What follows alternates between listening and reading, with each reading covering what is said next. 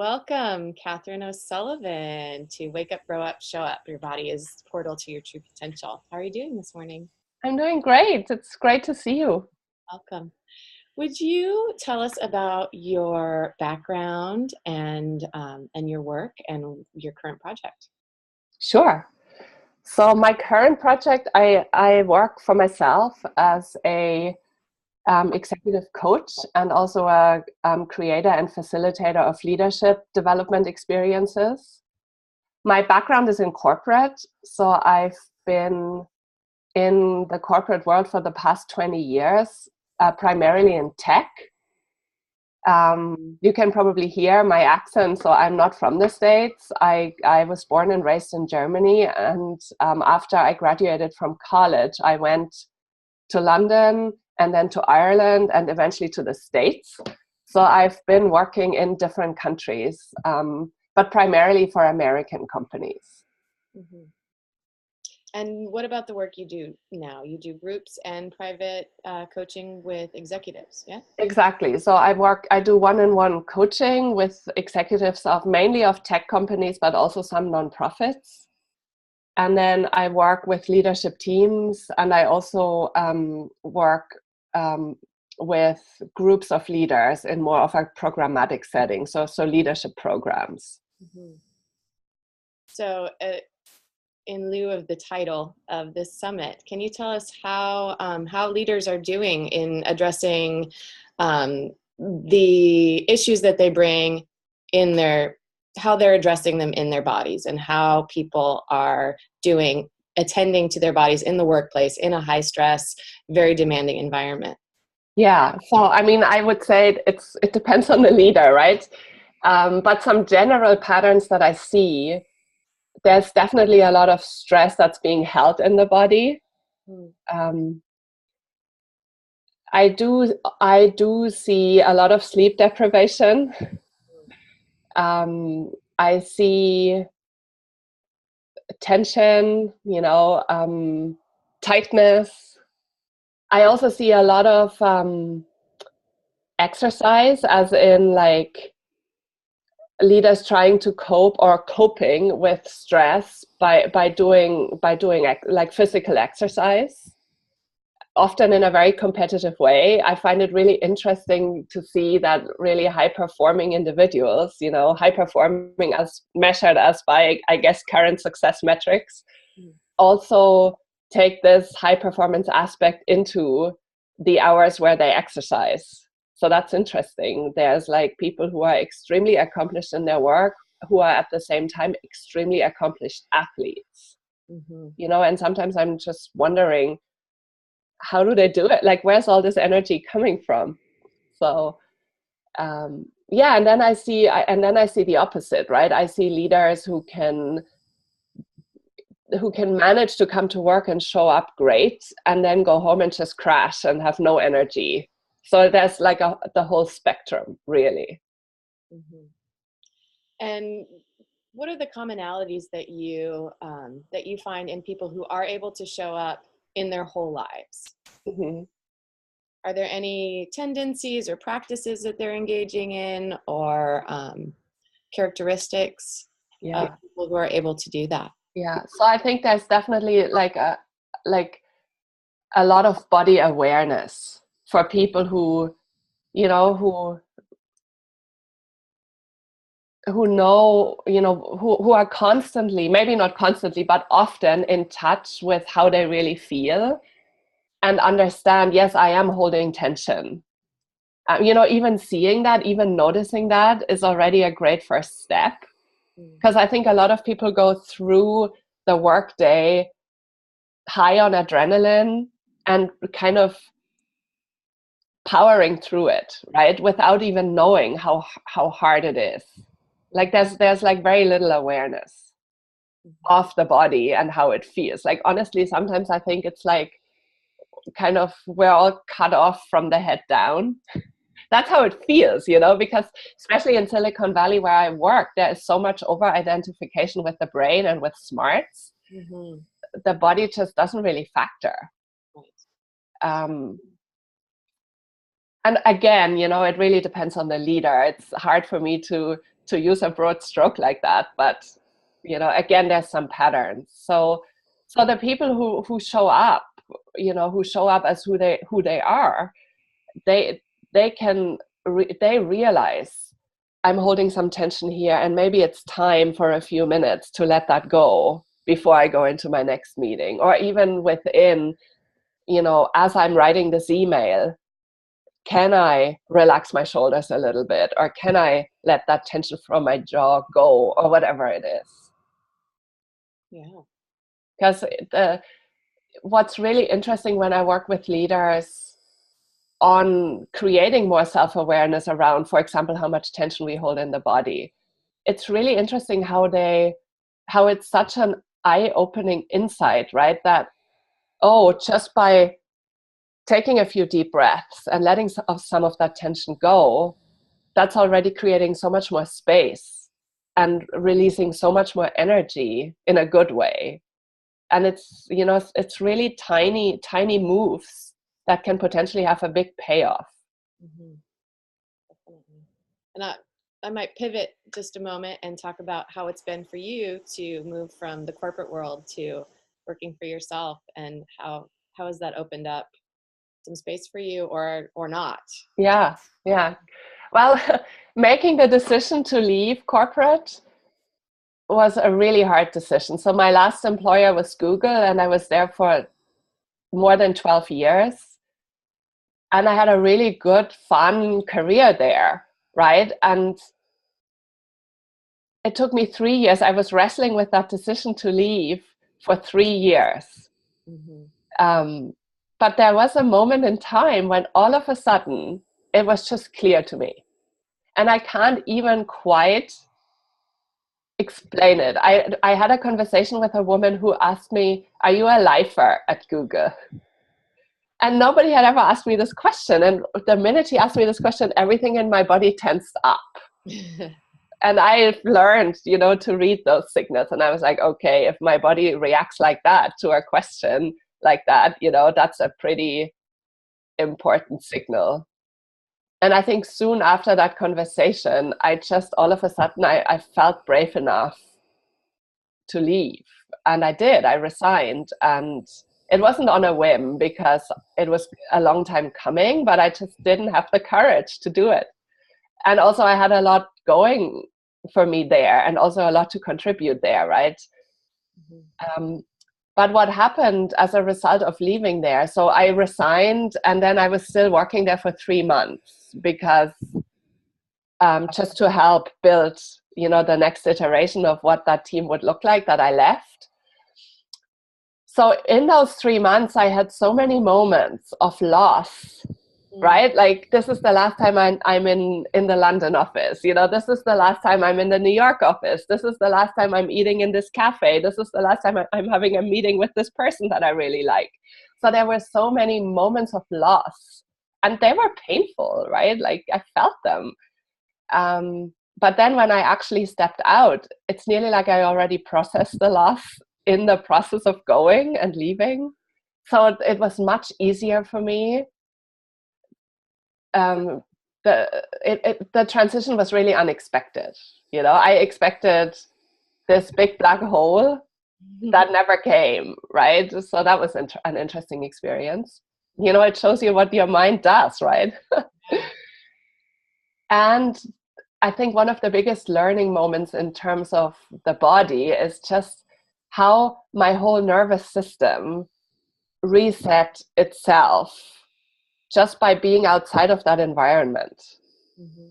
Can you describe the changes that happened for you physically, that in your nervous system, and how you perceive that? I think it's the best way I can describe it is like it feeling like a big exhale. Like you go somewhere and you go, and a lot of, like, my pace got a lot slower. And I could, of course, I had the luxury, because I gave myself permission to take a few months off and do nothing, right? So well, not nothing, but only fun stuff. So of course that in itself facilitated an environment that was different to what my day-to-day is now, right? But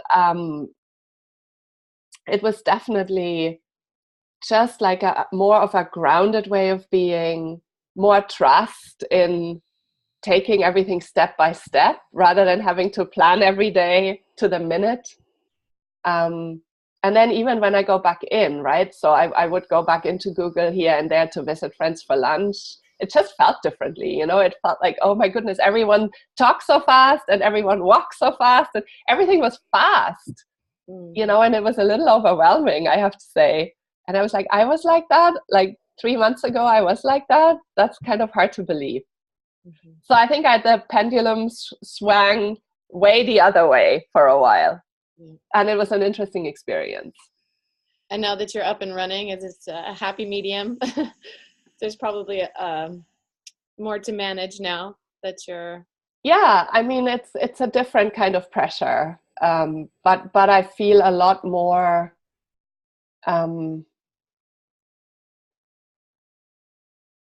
like here's where I want to be, whereas before I had this little voice in my head that was always like, you should be doing something different.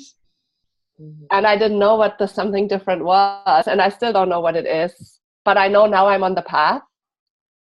And not to say that I couldn't have been on the path in Google, right? Like, I'm not saying, for me personally, I didn't know how to do it in there, what I'm doing now. So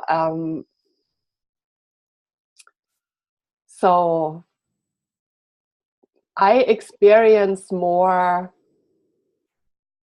like I experience a more purposefully led life now. And I often wonder why that is, right? Because I'm still busy, like now I'm busy again, right? But it feels more like I'm calling the shots. Of course, my clients do also. It's not just me, right? But it just feels I'm not just following the stream of, this is what I need to get done because somebody else tells me to do this. Now it feels more like, you know, I'm writing my own story a little more, maybe. So to bring it back to the body, it just feels more aligned. Can you tell us about your personal body practices that you engage in to manage your busyness and to feel like you're writing your own story, and how excuse me, how the program that you participated in, Alethea, I'd love to hear a little bit more about that, shaped that transition as well. Yeah, sure. So first of all, I'm by no means am I getting it right, quote unquote, right? Like I always have these great intentions to sit on my cushion every day, to do my qigong every day, and I don't. Okay, so let's just be really upfront about that. But I do it more and more, and I find myself learning how to incorporate certain practices into my life so that I don't feel like a chore, but they feel more like a friend or a companion or you know, a useful tool that's just helping me become more aligned as a human being. So it's all a work in progress, right? In terms of Alethea, so Alethea is a program that I attend, and it's called, so the tagline, so to speak, is School of Integral Unfoldment, which is a mouthful. And it's really not easy for me to explain what it is, but it's a group of people. We meet 3 times a year for 4 days, and everything we do is based on 4 foundations, and those foundations are meditation, body work, inquiry, creativity, and service. And it's really helped me understand more about myself, understand more about how human beings develop, how we interact with each other, how our triggers get in the way, how we can support ourselves better. It's definitely taught me be more compassionate with myself. And I think as a result, I'm becoming less judgmental of myself and of others, more open and more trusting in the flow of life and in working with what is, right? Like I think before I was very good at having a plan and a plan B and a disaster recovery plan.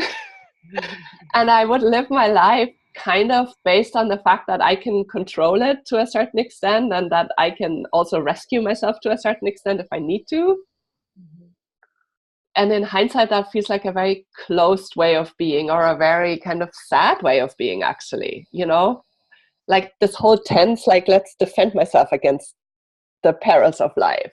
Now I'm more like, I feel more open, and it feels more like I can work with whatever comes, and it may not always be perfect. And sometimes it may be painful or scary, and I can embrace it.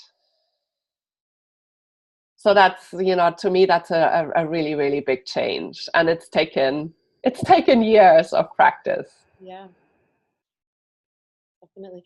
So let's talk a little bit about your model of leadership and what you found in working with so many leaders over the years, the foundations of good leadership. Yeah.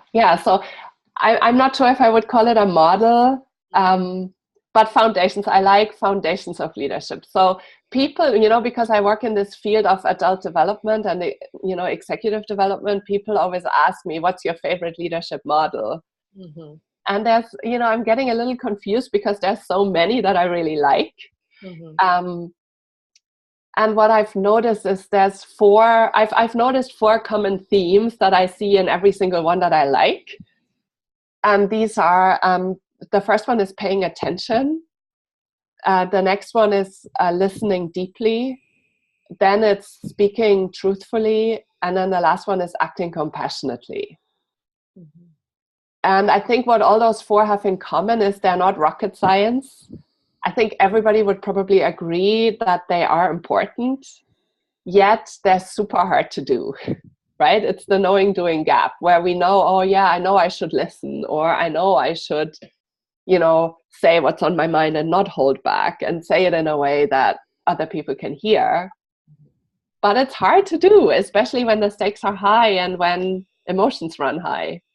So that's what I'm kind of working with right now in my work. How can I support people in the corporate world practice these skills? I don't even know if they're skills, right? Maybe they're ways of being, mindsets. I don't know. It's still very emergent, as you can tell, how I think about it. But I feel a lot of energy around it, and I'm exploring. Mm-hmm. So a couple of questions. What does that look like when people show up in this way or have this way of being or these skills, whichever it turns out to be? And how do you work with them? Yeah. And grow them? So I think what it looks like is more like, let's say, quote unquote, a new paradigm of leadership. So where leaders know I'm not the lone hero. I need to work with, and not only need, but I want to work with the system around me, right? I want to pay really close attention to what's going on around me.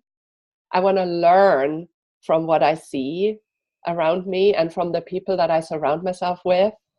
I'm not afraid to surround myself with people who are actually smarter than me or more experienced than me. You know, I'm open to learning from other people's perspectives, which means in the first place, I'm open to listening to other people's perspectives and not immediately see them with my filter or shut them down. I think there's also something around becoming more aware of the future impact of my actions and how it affects my values as a leader, or how my values inform my action, and then how my actions affect how I work with others, and then also how my company or my organization affects the market and the world, right? So it's a much wider perspective, a much more inclusive perspective. I think, if you read a lot of the kind of newer articles on leadership, it's all about learning how to learn is the biggest skill for leaders at the moment, right? And you can only learn how to learn if you listen, right? And if you speak up, and if you then listen again to what comes back, and start making sense of that and really reflecting. So I see a lot of short-term optimization, like a lot of energy going into how can I get through the quarter and how can I make the quarter successful. And I get where that's coming from, because that's how leaders get rewarded, right? And it's at the expense potentially of long-term success. And I think more and more leaders are starting to see that now. So that's where I'm hoping my work can come in, right? To really understand, who am I as a leader? What are my values? And then who do I choose to be as a leader, right? Because it's different between who am I and who do I want to be. And there's a gap, right? And this is the gap that I don't know if gap is the right word, but that space between who I am and who I want to be, like being and becoming, right? That's kind of the gap that I want to help or support leaders with, in terms of, okay, what are some practices I can engage in? How can I think about this differently? But it's not just thinking about it differently, because people are really, really good at thinking about it differently. It's more like, okay, turning your intent into behavior. That's the hard piece. Mm-hmm. Can you give us just an example of an activity or a practice that you share with people in either a group setting or individually, of something that's useful to help encourage these qualities or these foundations? Yeah. So I guess the first one I would say is laptops down. Like, I know this sounds so basic, but in so many meetings, people are multitasking, and it's just not working. Right. There's so much research out there that multitasking doesn't really work, and we still do it. So my question would be, how can I give the gift of time to the people around me at the expense of giving it to my laptop? Because the laptop will still be there after the meeting, the people won't be. So that's a very basic one. I think another one is like an individual practice would be something like, can I check in with myself once an hour and just feel where I'm holding tension, and then just let it go? That takes like less than a minute. And it's so powerful, right? Because first of all, it releases a lot of like energy that can be freed up to do something more useful than holding tension. But then I think it also helps become less defensive and less closed, which then again opens space to be more open to listen to others and integrate some other stuff that I may not see otherwise. And then maybe one more that's more relational, that I really like, is at the beginning of each team meeting, do a check-in with each one of the people in the room. So a check-in is something where you ask a question, and it could be something as simple as, where are you at this moment? Or how are you feeling? Or what is your hope for this meeting? So just a question, and give everybody 1, 2, 3 sentences to elaborate where they're at, without engaging in a dialogue. So this is really just to get the voices in the room. And what's really powerful about this practice is sometimes people hold stuff that when they are actually able to voice it, it's nearly like you're putting it on a shelf. Yeah. right? So that you then can actually have a more productive meeting rather than having this little voice inside your head the whole time that you're putting on the shelf for a moment. It's also helping to build trust because you get, you don't get to business immediately. You get to learn a little bit more about the other person in the room. Mm-hmm. And it kind of creates a shared feeling of, I don't know, like humanity, right? Like what connects us, because then we realize everybody is holding stuff. It's not just me who comes into this meeting a little frazzled or rattled or whatever it is. So I would definitely recommend that as a practice. It's brilliant, and it's so simple, how little it can take. And that's what's so fascinating about this work, right? Because we talk about these 4 principles, right, or 4 foundations that are not rocket science, but really hard to do. Mm-hmm. But then when you actually start practicing, they're not that hard to do. But it's this equation in our head that, oh, this little thing is not going to get me the big results. But that's actually not true. It just takes time and practice and deliberate practice and embodiment, right? To bring it back to the body. That's what's so important. Yeah, it strikes me that all of these foundations only happen from being fully embodied, and you can only listen deeply and pay attention and act compassionately, even, yeah, and speak your truth if you are living your truth and if you're coming from yourself, a place of wholeness.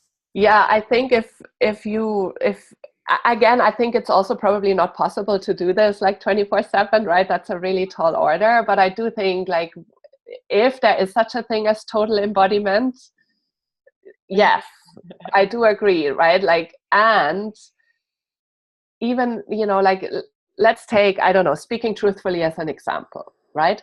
If you are having a really, really hard time speaking up in a meeting when somebody says something that undermines you, for example, right? Like with women, that's often the case, right? Women often get undermined. There's plenty of research, mm-hmm. and then we don't speak up because it's hard, because it's generations and generations of not allowing us to speak up that are now playing out in that meeting, right? Mm-hmm. So it's hard. So how can you practice, or how can we as women practice speaking up when in a meeting it's not safe enough? Right? We can practice it in our circle of friends where it maybe feels a little safer. We can practice it in our families where hopefully it feels a little safer. We can practice it with strangers where it may feel safer. So it's all about, like, what is it that I'm trying to do differently?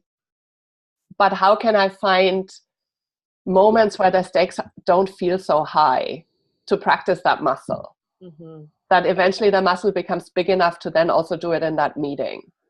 Yeah. And honestly, I've had some really good, I don't want to say results, right? But I've worked with people where exactly this approach has been really fruitful and empowering to the client.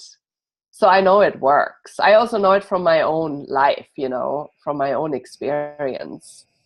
And what's also really interesting about it is that oftentimes to me, on my own path, it felt like, oh, I'm practicing this.